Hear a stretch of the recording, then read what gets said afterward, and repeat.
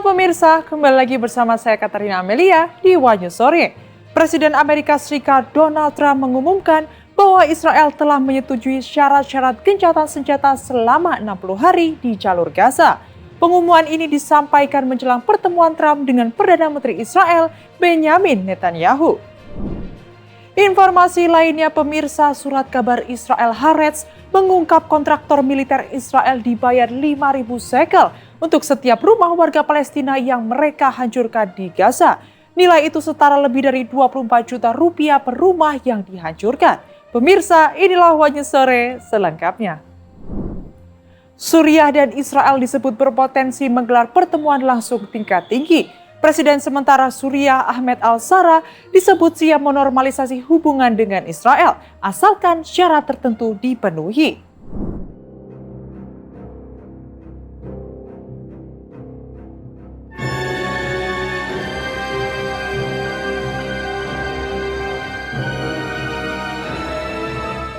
Sebuah kabar mengejutkan datang dari Timur Tengah, di mana Suriah dan Israel disebut berpotensi menggelar pertemuan langsung tingkat tinggi.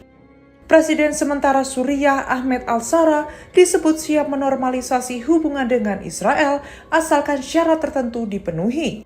Ini menjadi langkah besar mengingat kedua negara telah berstatus perang sejak 1948.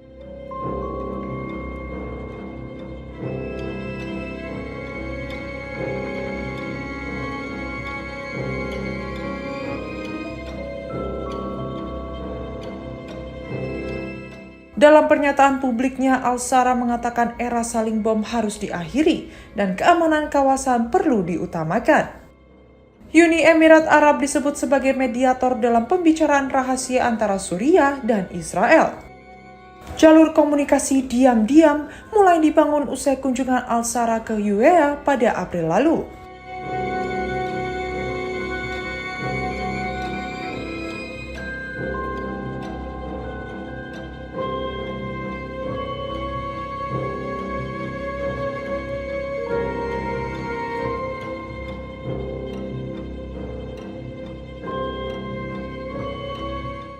Dari pihak Israel, Menlu Gideon Sa'ar mengatakan ketertarikan untuk membuka babak baru dengan Suriah dan Lebanon. Namun ia menegaskan dataran tinggi Golan akan tetap menjadi bagian dari Israel. Isu Golan inilah yang menjadi batu sandungan utama dalam setiap proses perdamaian Suriah-Israel. Suriah menuntut pengembalian penuh wilayah itu ke batas 4 Juni 1967. Pergantian rezim di Suriah setelah tumbangnya Bashar al-Assad membuka peluang politik baru. Meski begitu, para analis menilai proses normalisasi ini masih panjang dan bergantung pada kompromi kedua belah pihak.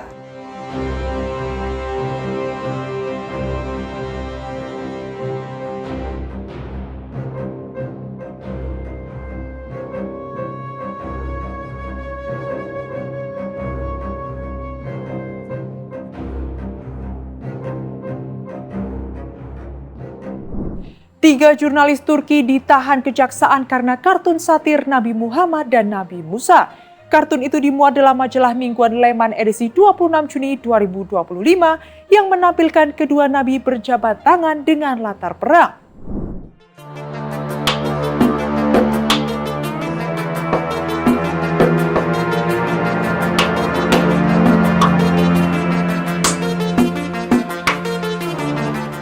Presiden Turki Tayyip Erdogan mengecam kartun majalah satir Leman yang menggambarkan Nabi Muhammad dan Nabi Musa.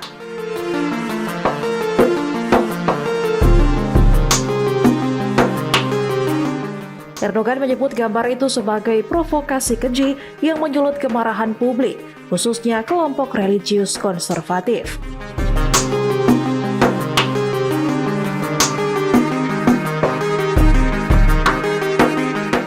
Kartun itu diterbitkan beberapa hari setelah perang 12 hari antara Israel dan Iran berakhir.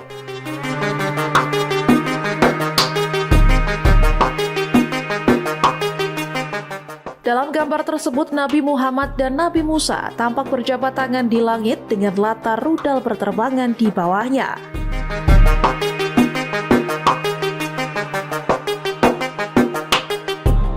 Kartun itu langsung langsung menuai kritik dan dianggap sebagai kejahatan kebencian Islamofobia.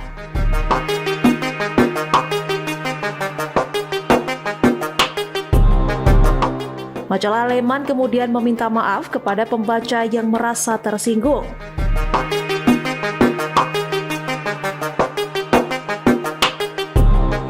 Mereka menegaskan bahwa kartun tersebut tidak merujuk kepada Nabi Muhammad secara langsung, namun kemarahan publik terlanjur memuncak.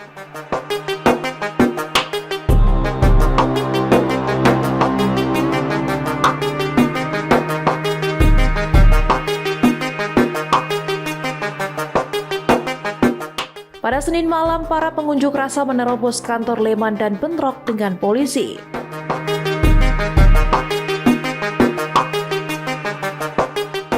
Seorang demonstran bahkan memanjat gedung sambil mengibarkan bendera Islam.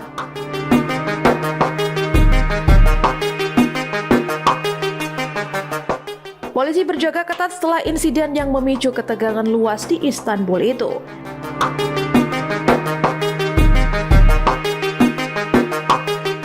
Sementara itu, 4 kartunis majalah Leman telah ditangkap untuk penyelidikan lebih lanjut.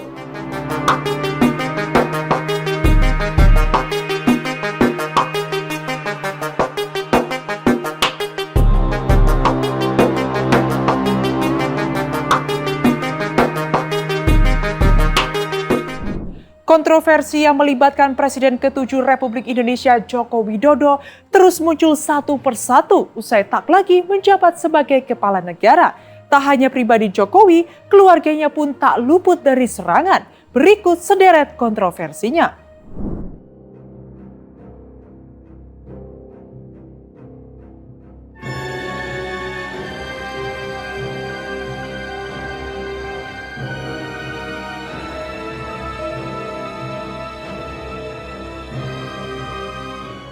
Kontroversi yang melibatkan Presiden ke-7 RI Joko Widodo atau Jokowi terus muncul satu persatu usai tak lagi menjabat sebagai kepala negara.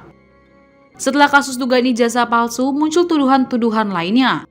Di antaranya, Jokowi dituduh jadi dalang kecelakaan putra Amin Rais tahun 2020 lalu, hingga disebut perintahkan impor gula dalam kasus Tom Lembong.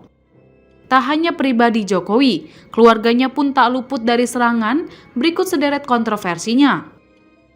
Putra sulung Jokowi yakni Gibran Raka Buming Raka, yang kini menjabat wakil presiden, diusulkan dimakzulkan oleh Forum Purnawirawan Prajurit TNI beberapa waktu lalu.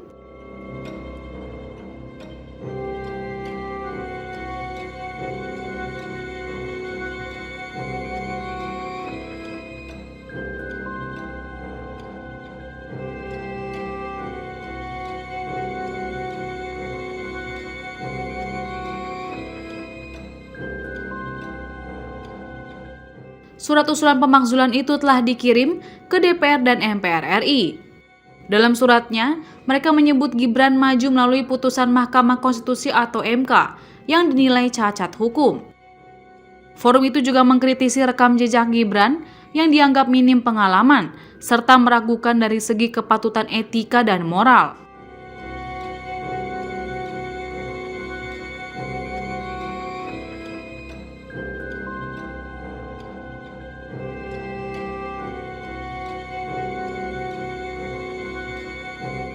Kini, giliran menantu Jokowi, yakni Bobi Nasution yang tampaknya ikut diserang.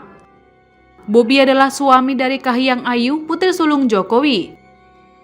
Saat ini Bobi menjabat Gubernur Sumatera Utara, akan diperiksa KPK dalam kasus dugaan korupsi proyek jalan di Sumatera Utara.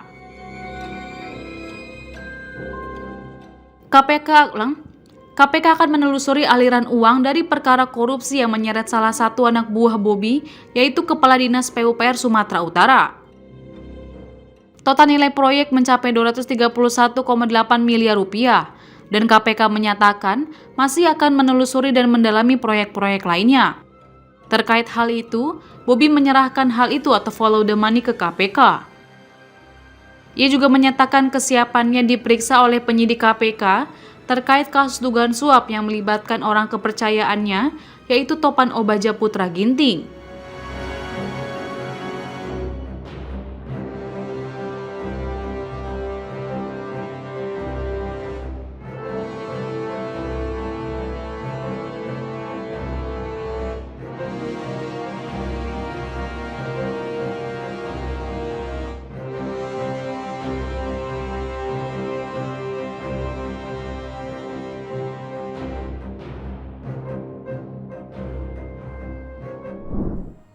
Mahkamah Konstitusi Thailand menskors Perdana Menteri Paetongtarn Shinawatra dari jabatannya atas dugaan pelanggaran etika terkait bocornya percakapan dengan Hun Sen. Pemerintah Thailand kini dipimpin pelaksana tugas, sementara koalisi kian rapuh dan terancam mosi tidak percaya.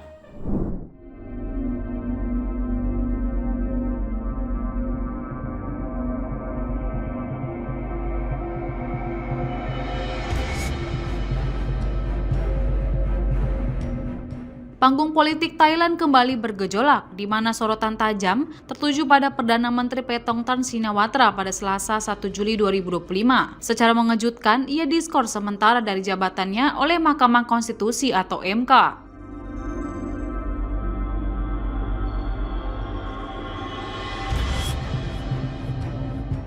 Skorsing ini melucuti seluruh wewenang eksekutif Paetongtarn selama proses persidangan berlangsung.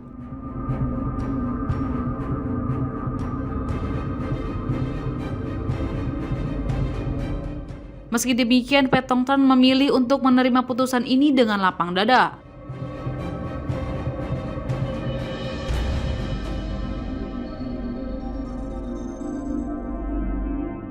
Drama ini bermula pada Juni lalu ketika percakapan telepon antara Paetongtarn dan Hun Sen mencuat ke permukaan.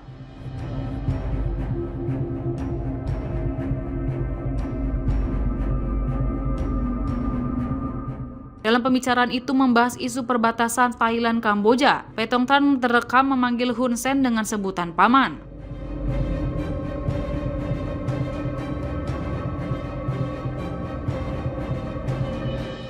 Tak hanya itu, ia juga meminta ex-PM Kamboja tersebut untuk tidak mendengarkan pihak lain yang disebutnya sebagai lawan.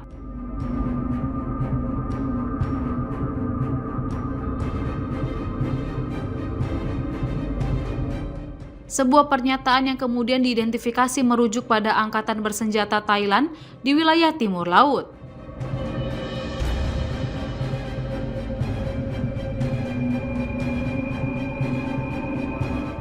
Pernyataan ini sontak memicu reaksi keras di Thailand, mengingat peran sentral militer dalam lanskap politik kerajaan. Ucapan Paetongtarn dianggap melemahkan posisi mereka.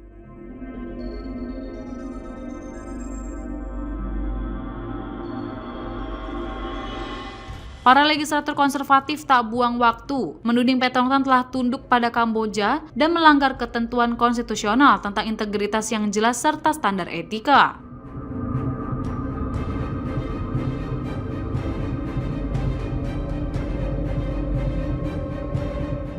Gelombang kekecewaan publik pun tak terhindarkan. Kasus ini memicu demo besar-besaran di Thailand, terutama di ibu kota Bangkok.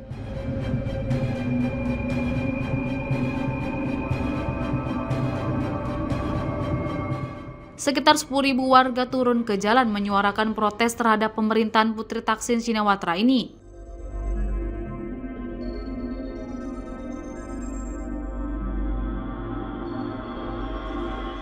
Kini, nasib Paetongtarn sebagai Perdana Menteri Thailand berada di ujung tanduk.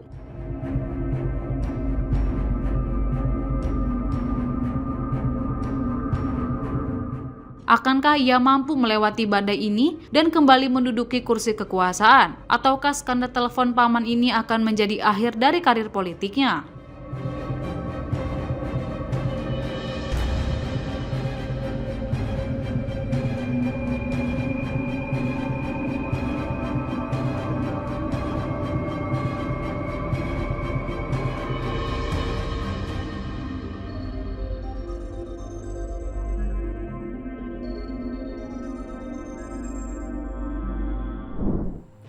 Presiden Amerika Serikat Donald Trump mengumumkan bahwa Israel telah menyetujui gencatan senjata selama 60 hari di jalur Gaza, sambil mendesak kelompok Hamas untuk menerima kesepakatan tersebut demi mencegah memburuknya konflik di kawasan tersebut.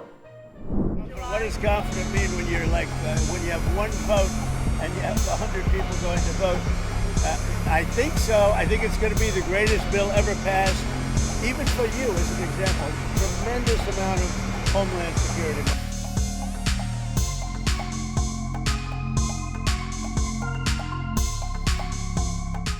Presiden Amerika Serikat Donald Trump mengumumkan bahwa Israel telah menyetujui syarat-syarat gencatan senjata selama 60 hari di jalur Gaza.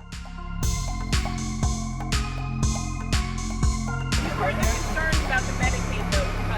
No, we're not going to be playing with Medicaid. Only waste, fraud, and abuse. Yeah, the Democrats have it wrong. Yeah, waste, fraud, and abuse.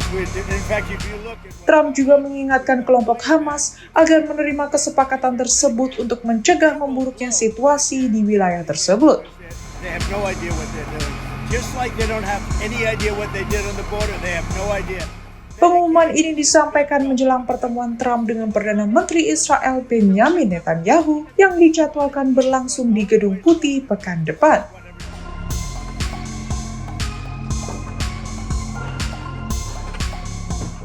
Trump menegaskan bahwa perwakilannya telah melakukan pertemuan produktif dengan Israel dan menyatakan bahwa Qatar serta Mesir akan menjadi mediator untuk menyampaikan usulan akhir kepada Hamas.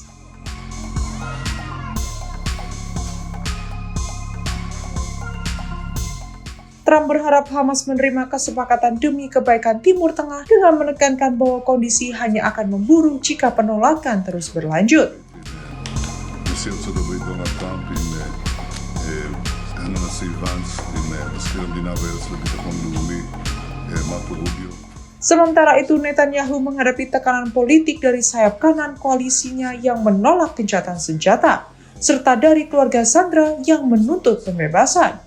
יש לנו כמה דברים, יש לנו כמה דברים לסגור כדי להגיע להסכם מסחר בנוסף לדברים אחרים, פגישות עם ראשי הקונגרס והסנאט ופגישות ביטחוניות שאני לא אפרט כאן.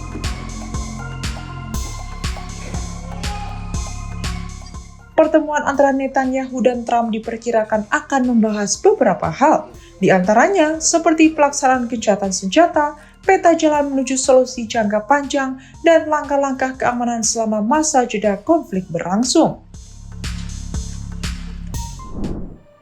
Amerika Serikat resmi menyetujui penjualan senjata senilai $510 juta Amerika Serikat atau sekitar 8,2 triliun rupiah ke Israel.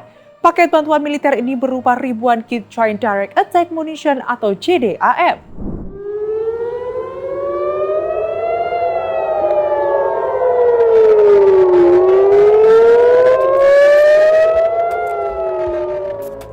Amerika Serikat resmi menyetujui penjualan senjata senilai $510 juta Amerika Serikat atau sekitar 8,2 triliun rupiah ke Israel.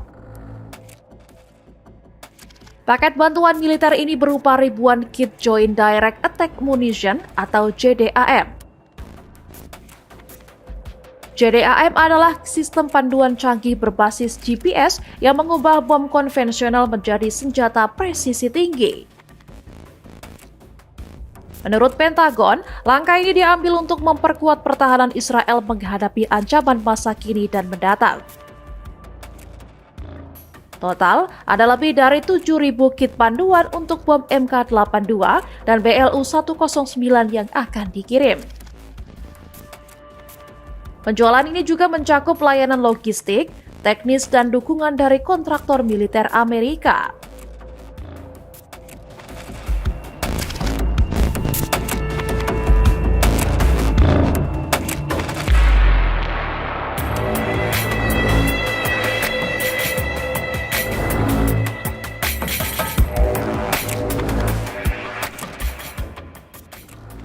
Washington menegaskan komitmennya terhadap keamanan Israel sebagai kepentingan nasional Amerika Serikat. Langkah ini dilakukan setelah Israel disebut mulai kehabisan amunisi akibat perang terbuka dengan Iran sejak 13 Juni lalu. Saat itu Israel menggempur situs nuklir Iran, didukung Amerika Serikat yang menjatuhkan bom penghancur bunker. Serangan itu menewaskan sejumlah ilmuwan dan pejabat tinggi militer Iran.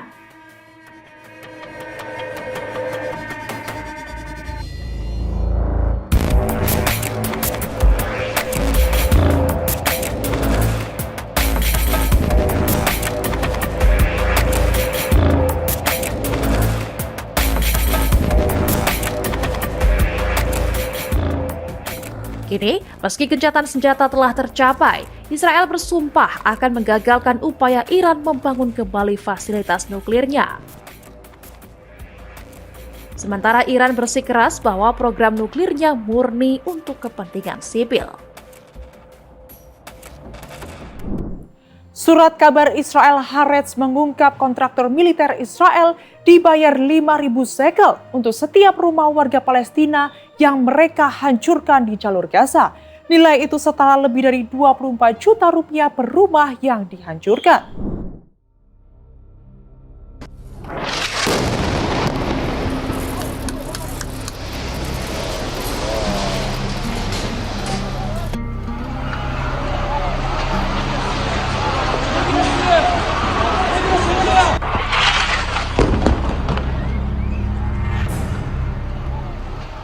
Surat kabar Israel Haaretz mengungkap kontraktor militer Israel dibayar 5.000 shekel untuk setiap rumah warga Palestina yang mereka hancurkan di jalur Gaza.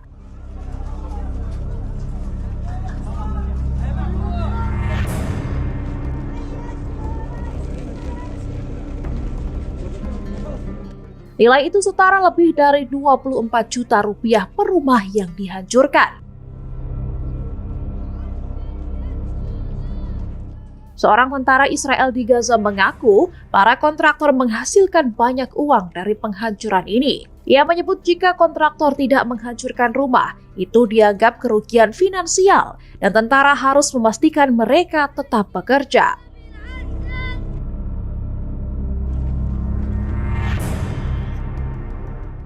Laporan menyebut kampanye ini membawa kontraktor dekat ke zona distribusi bantuan yang didirikan Amerika Serikat dan Gaza Humanitarian Foundation.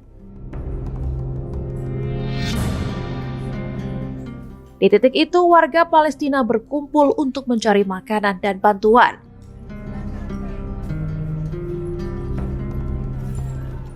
Demi perlindungan militer tambahan, kontraktor diduga memprovokasi insiden keamanan.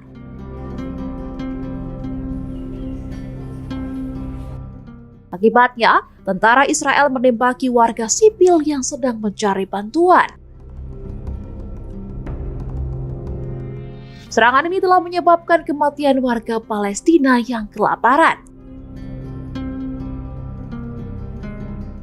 Haaretz menyimpulkan demi uang, keputusan membunuh warga sipil yang mencari makanan dianggap dapat diterima.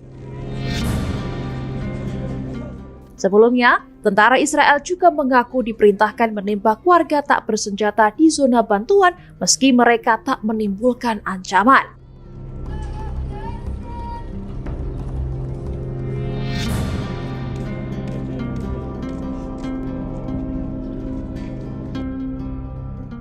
Menurut otoritas Gaza, setidaknya 549 warga tewas di sekitar pusat bantuan sejak akhir Mei lalu. Demikian informasi yang dapat kami sampaikan pemirsa. Terima kasih telah bergabung bersama kami. Saya Katarina Amelia dan seluruh tim yang bertugas mengucapkan sampai jumpa di Wanyu Sore berikutnya. Setiap hari pukul 7 malam hanya di kanal YouTube TV Wanyu Scout.